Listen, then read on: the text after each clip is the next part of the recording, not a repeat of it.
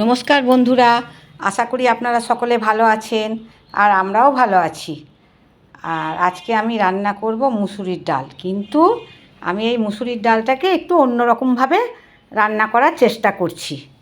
তো আজকে আমি এরকমভাবে রান্নাটা প্রথমেই করছি।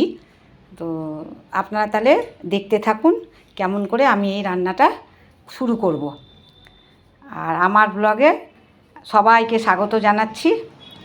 আর এইবার দেখুন, মুসুরির ডালটাকে আমি অনেকক্ষণ আগে ধুয়ে রেখে দিয়েছি। আর এর মধ্যে আমি এখন দিয়ে দিচ্ছি সরু সরু করে একটু আলু কেটে রেখেছি, আর একটু সরু করে পেঁয়াজ, আর একটু টমেটোও রেখেছি কেটে, আর 4টে কাঁচা লঙ্কা এই আমি রেখেছি। তো এটা হাতে ভালো করে মাখাবো।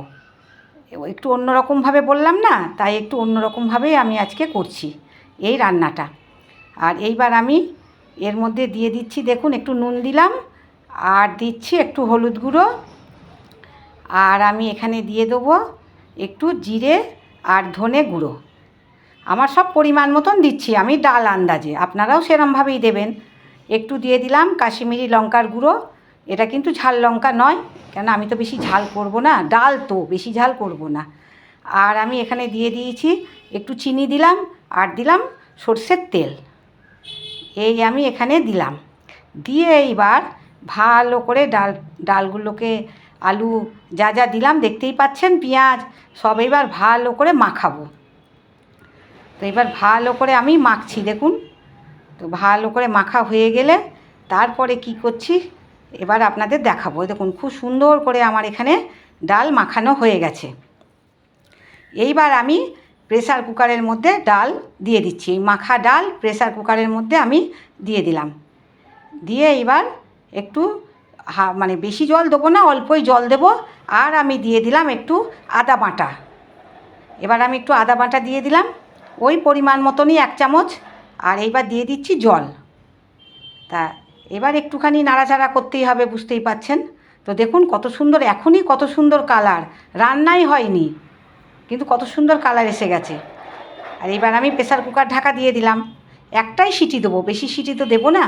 আর এদিকে কড়াইয়ে ফোড়নের জন্য দিয়েছি, দেখুন একটু তেল তো দিয়েছি, আর দিয়েছি শুকনো লঙ্কা একটা, আর একটু রসুন কুচি, আর আমি এখানে দিলাম একটু পাঁচফোড়ন।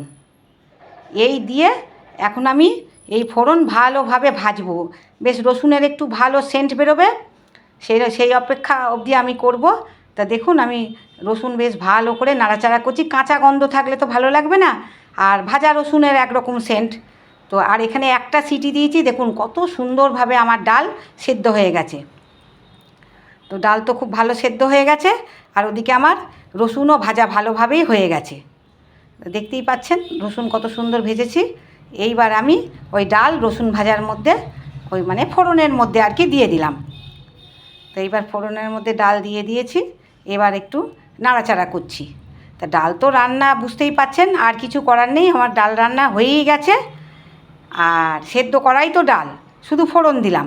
আর এইবার আমি ওপর থেকে দেখুন দিয়ে দিলাম একটুখানি ভাজা মশলার গুঁড়ো, মানে জিরে আর ধনে ভাজা মশলা করেছিলাম সেই গুঁড়ো, আর কসুরি মেথি, আর একটুখানি আমি দিয়ে দিলাম গরম মশলার গুঁড়ো।